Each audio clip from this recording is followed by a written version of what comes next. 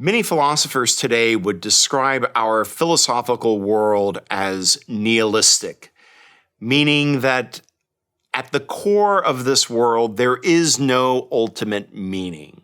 But how does Homer respond to this question in his stories?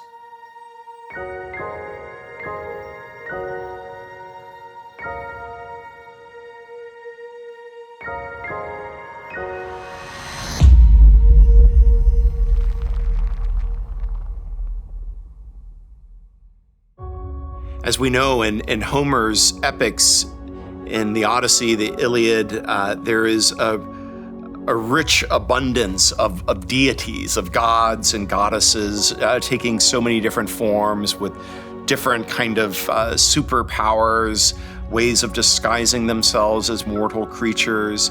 And, you know, in some circles, they may look down on this, see this as forms of idolatry and all sorts of wickedness. Well, I choose to see it in a very different way. I see it in the way that the Greek people were very open to transcendent beings, to mystery. They understood that they, as mortal creatures, were in need of divine beings. They saw the need to get up from sleep, to wake up itself required a god or a goddess. To go to sleep also requires a divine being, a god or a goddess. The changing of moods can also be brought about through some type of interaction between a mortal woman, a mortal man, and a divine being, a god or a goddess. So this understanding was so deep within the Greek people, and you see it all throughout the stories of Homer's hymns and of his epics. But then you also see certain figures, certain characters that demonstrate a reluctance or a kind of arrogance in the way in which they do not believe that they really need gods in their lives. Perhaps the greatest character that demonstrates this, that lives this out, is Ajax, the great warrior in the book of the Iliad. And in the Odyssey. Ajax fought alongside Achilles, fought Hector, was one of the great warriors in the Trojan War, fought alongside Odysseus, but in his own capacity to be a warrior, he felt as though it was entirely his own doing. He was, if you will, a self-made man. He was in total control, or at least he thought that. And so there was a scene in the book of the Odyssey where after the war, Ajax is leaving the island of Troy there, and he becomes shipwrecked.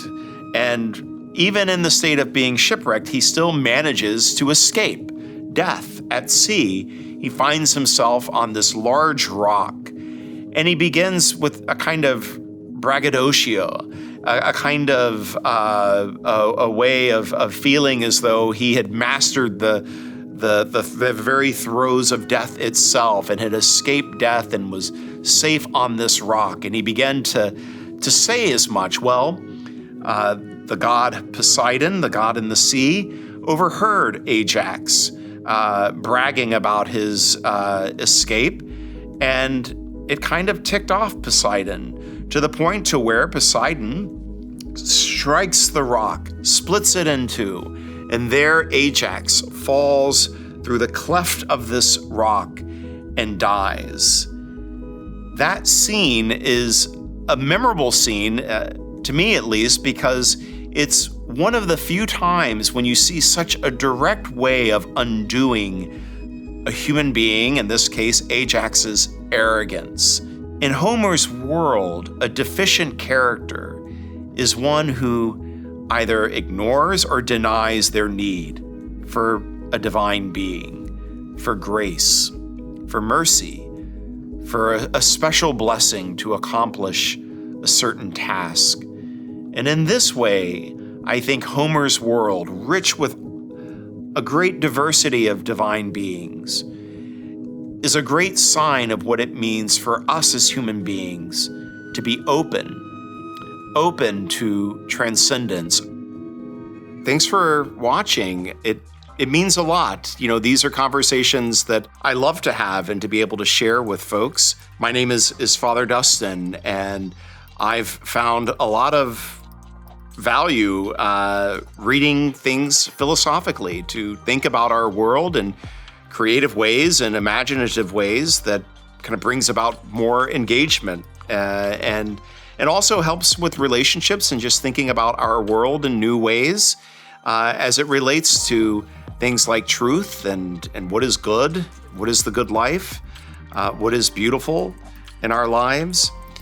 So perhaps you should consider becoming a Patreon sponsor, and even maybe after watching some of these videos, the ones that you like it and share it, and then subscribe.